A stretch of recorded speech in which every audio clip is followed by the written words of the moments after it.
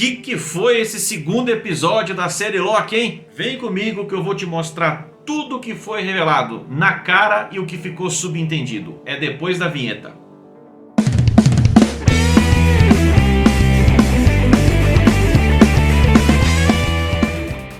E aí galera, Spótico na área. Tudo bem? Tudo certinho com vocês aí? O melhor episódio de uma série da Marvel até agora, nessa nova repaginação, nessa fusão com a Disney Plus. Nesse episódio específico, a gente tem que destacar que o foco central praticamente foram questões de fé e questões de identidade. O Loki busca a todo momento se reafirmar, como ele sempre fez, se colocando na condição de superior, na condição de melhor. Questões de fé do ponto de vista do agente Mobius, que diz lá em dado momento, num diálogo com a juíza Renslayer, que não conhece, nunca viu os Guardiões do Tempo e mesmo assim acredita piamente. Ele até diz pro Loki que a TVA é a vida dele. Tá claro pra gente que o desejo do Loki é sim dominar e destruir a TVA. Essas versões do Loki espalhadas aí, né? Todas essas formas de Loki existem não numa mesma linha temporal sagrada, que é o que os Guardiões do Tempo defendem, mas em outros universos paralelos do multiverso. Se a TVA ela busca a todo momento impedir a formação do multiverso, apagando linhas temporais, ramificações que podem bater lá na linha vermelha, né? As ramificações têm um tempo. Eles têm que correr atrás da ramificação, como a gente viu, até que ela não atinja uma zona vermelha, uma linha vermelha naquele monitor. Porque uma vez ultrapassada a linha vermelha, nos próprios estudos que o Loki fez no início do episódio, a gente aprendeu junto com o Loki, com as aulas lá da senhora Minuto lá, que se a ramificação ultrapassar o ponto vermelho, não tem mais volta, aquela ramificação não pode ser desfeita e o multiverso está criado. Se a TVA busca a todo momento impedir as ramificações que criam o multiverso, como é que os caras explicam a existência de variantes do Loki que eles estão perseguindo? Por falar em Lady Loki, depois que o Loki brilhantemente descobre como que ela se escondia, né? Ela se escondia nos eventos apocalípticos, ou seja, um evento que por mais que você faça qualquer coisa, por mais que você tente mudar qualquer acontecimento naquela linha temporal, de nada vai adiantar, porque o evento em si vai ser o responsável por apagar aquela existência. Foi assim que ele foi lá para Pompeia, momentos antes do Vesúvio explodir, e ele, por mais que ele fizesse qualquer coisa, aparecesse com roupa diferente, falasse o que tivesse que falar, todo mundo ficou ali abobado de ver um ser diferente, né? No ano 79 depois de Cristo. Mas o que adiantou? O vulcão explodiu, acabou com a cidade toda, então não sobrou uma alma para poder dizer que um dia viu um cara estranho lá e a história seguiu seu curso natural. É desta forma que a variante se escondia. Eles descobrem como localizar ela no ano 2050, por causa daquele chicletinho que anacronicamente ela deixou lá em 1549, lá, né, na igrejinha lá para aquela criança.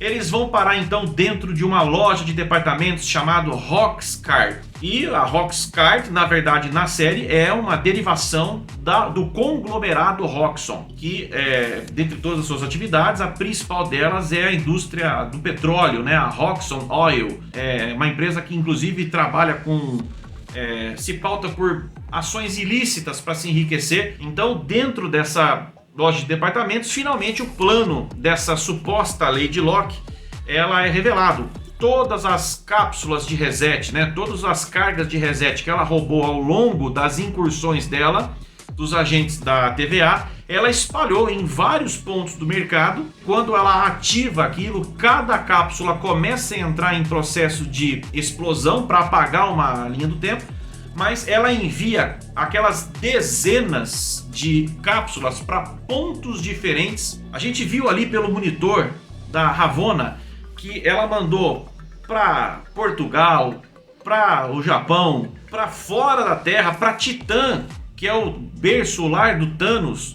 Mandou para o planeta celestial, o Ego ou Eagle. O que ela quer com isso? Ela está apagando diversos momentos na linha temporal sagrada para que novas ramificações sejam criadas. Ela está expandindo o multiverso. Parando para pensar aqui, eu não sei se ela criou o multiverso ou se ela já está expandindo o multiverso que estava criado. Criado, porém dominado.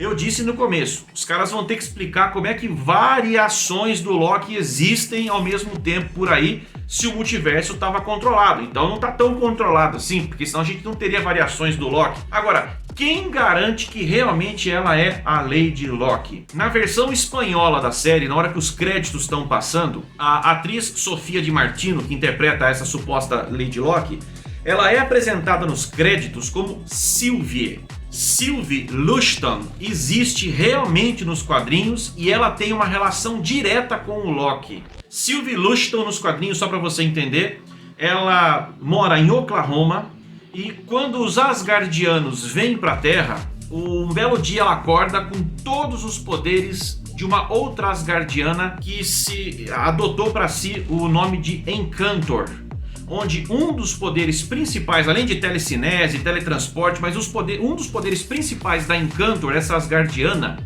que foi apaixonada pelo Thor, para variar, né? Todo mundo parece que gosta desse cara. Ela tinha o poder de controle mental, igualzinho a personagem daqui da série, que se apresenta como Randy, né? Pode me chamar de Randy. O que a Randy então tem feito na série? Ela coloca lá o dedo na cabeça de um, ela passa a ter o controle mental daquela pessoa e ela vai passando a personalidade dela de hospedeiro para hospedeiro. Esse é o poder dela. A gente tem que esperar para ver se isso foi só um erro de digitação lá ou se realmente a pegada dessa Lady Locke na verdade está aí, não sendo a Lady Locke, mas sendo a Encantor. Galera, e se esses Guardiões do Tempo, na verdade, são meramente farsa? Se eles não existem? Lógico, nos quadrinhos eles existem, mas como a gente fala em cinema, em série, são adaptações. Então nas adaptações algumas coisas podem mudar. Por que são 3 Guardiões? Isso tá claro, né? É a tríade famosa de passado, presente e futuro. Eles são Guardiões do Tempo, eles guardam o passado, guardam o presente e modelam o futuro e zelam para que essa linha temporal não mude, né? Para que essa linha sagrada não mude. Loki brilhantemente questiona o M-Mobius. Vocês estão acabando com o livre-arbítrio ou não? Essa pode ser a razão, como a gente já disse na análise do episódio anterior, que pode ser a luta. Esses Lokis, essas versões do Loki podem estar combatendo a TVA para que não exista uma agência que controle o tempo. Porque se você controla o tempo, você estabelece a ordem. E o que o Loki disse para o M-Mobius? Que ele viver com ordem é muito chato. E ele luta pelo estabelecimento do caos, que é isso que dá motivação para ele, que faria com que a vida deixasse de ser chata. O Loki estudando, essa versão do Loki, né, da Batalha de Nova York, que não viveu todos os acontecimentos da sua outra versão que foi morta pelo Thanos, ele chora, se emociona ao ler o relatório do Ragnarok, né, a destruição de Asgard, porque aquela linha temporal que seguiu com os eventos de Guerra Infinita e Ultimato, ela aconteceu, ela não foi apagada realmente. É que este Loki, que se desviou da linha correta, sagrada, está lendo sobre o que ele não viveu ainda. Se esse Loki é uma ramificação que persistiu, ele pode muito bem, lá na frente, ter sido o autor da destruição ou da dominação e destruição da TVA. Só que ele não sabe disso ainda. Nessa pegada, e se a Marvel tá preparando pra gente a introdução do Kang, ou Kang, o Conquistador? Conquistador do quê? De linhas temporais pelo multiverso. Esse cara, a gente já sabe, a gente já falou diversas vezes, já existe até o ator contratado, é o Jonathan Majors. Ele vai ser o Kang lá no filme do Homem-Formiga e a Vespa, Quantum Mania. E esse cara, a gente já disse, ele é um vilãozão grande mesmo, padrão Thanos ou até maior, que aprendeu lá no futuro a viajar pelo tempo. E ele vai conquistando essas linhas temporais e estabelecendo o seu reino. A gente sabe que a TVA foi criada muito no futuro. E se foi Kang o fundador de fato da TVA? E se esse cara misterioso que a Ravonna se encontra e que o Mobius já percebeu que é um rival dele, que ele fala, você tem um outro favorito. E se esse outro favorito é o Kang? Porque nos quadrinhos, a Ravonna e o Kang tiveram um caso amoroso. Eles foram um par romântico um do outro. Inclusive a Ravonna, que o nome inteiro dela é Ravonna Lexus Renslayer, ela na verdade é uma princesa de um reino que se chama Carelios. Olha o nome que foram dar pro lugar. Então, a princesa de Carelios Ai, a princesa desse lugar aí, ela é a Ravonna nos quadrinhos. E o Kang, quando chega nesse reino, descobre ela, tem um caso com ela, se apaixona por ela. Só que Kang, nos quadrinhos, não se chamou Kang a vida toda. Ele teve vários nomes. Quando o Kang, nos quadrinhos, trabalhou para os Guardiões do Tempo, para a TVA, ele adotou o nome de Immortals. Como ele viaja pelas linhas temporais, uma das suas versões foi parar lá no Egito Antigo e adotou o nome do faraó Ramatut. Claro que depois de ficar anos ali nessa condição de faraó, ele se entedia, volta para o futuro de novo, enfim, bem resumidamente a história. O Kang, que inclusive é da linhagem dos Richards, ele pertence à árvore genealógica de Reed Richards, que é o Doutor Fantástico, né? Que é a mente mais brilhante da Marvel, o Dr. Reed Richards, que é o Senhor Fantástico. A gente já sabe que o Quarteto Fantástico vem aí, olha mais uma possibilidade de ligação. O Kang lá no futuro é da linhagem do Dr. Reed Richards. Ele volta e aí ele se define realmente como Kang, né? E se de repente na adaptação para os quadrinhos, aquelas 3 estátuas dos Guardiões do Tempo, na verdade são 3 estátuas do próprio Kang. Ele no passado como Ramatut, ele no presente como Immortals e ele no futuro como Kang. É uma teoria, a gente não leu isso em lugar nenhum, são coisas que a gente vai pensando. Essa teoria inclusive leva a gente a pensar que se o Kang tem livre passagem pelo multiverso, então talvez ele esteja controlando não só a linha temporal sagrada, mas alguma passagem para o multiverso que no atual momento só ele esteja conseguindo atravessar e controlar. Portanto, eu não acredito que o Loki seja o único vilão, mas eu tenho essa conversa do M-Mobius com a Ravonna, onde ele fala desse outro agente favorito, onde ele fala que ele não conhece os Guardiões do Tempo. Pra mim aí ficou uma ponta realmente aberta pro Kang. Já quem que pode ser esse outro agente tão íntimo assim da Ravonna, que ela não mostra pra ninguém, mas que só ela conhece?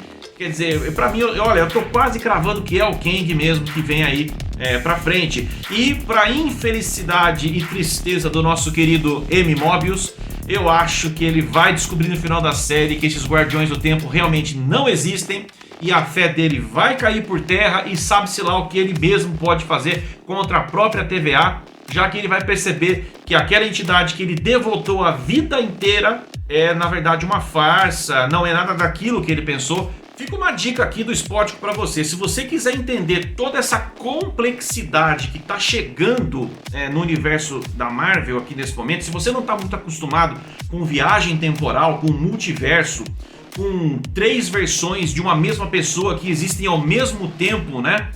No passado, presente e futuro, assista, tá lá no Netflix, assista a série Dark, que você vai ficar muito treinado para aquilo que vai entrar agora. Para você que assistiu Dark, o Kang é mais ou menos uma espécie de Jonas de Dark, só que na Marvel. Fica a dica. E para acabar, nessa mesma conversa entre o Mobius e a Ravonna, ela dá uma caneta pro M-Mobius assinar com os dizeres Escola Franklin D. Roosevelt, né? Ou Franklin Delano Roosevelt. Durante a Segunda Guerra Mundial, Roosevelt era o presidente dos Estados Unidos e a Marvel sempre cita o nome do presidente Roosevelt nas suas obras, seja nos quadrinhos, seja no CM. No ano de 1940, durante a Segunda Guerra Mundial, nos quadrinhos, o presidente Roosevelt foi o responsável por criar a SSR, Strategic Science Reserve, ou Reserva Estratégica de Ciência. A função dessa SSR era combater não só o governo nazista de Hitler, mas principalmente as ações da Hydra, que trabalhavam em parceria com o Hitler. A SSR, futuramente, ela deixa de existir e ela se converte em SHIELD. Sim, a SSR é a antecessora da SHIELD.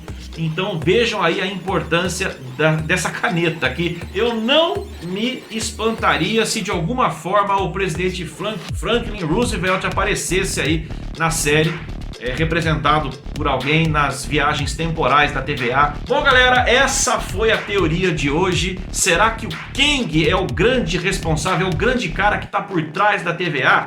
Será que o Loki vai ter grande sucesso na destruição da TVA? Mas eu sei que você não vai deixar esse vídeo sem você deixar aqui a tua inscrição, ativar o sininho para receber as notificações de vídeos novos e deixar aqui embaixo nos comentários o que você tá achando da série, o que você acha dessas teorias que a gente tá pondo aqui. E não esquece de dar o like, hein? Esse like é poderosíssimo. Espero que você fique bem, permaneça bem. Tudo isso vai passar, se Deus quiser. Até o próximo vídeo. Spótico na área.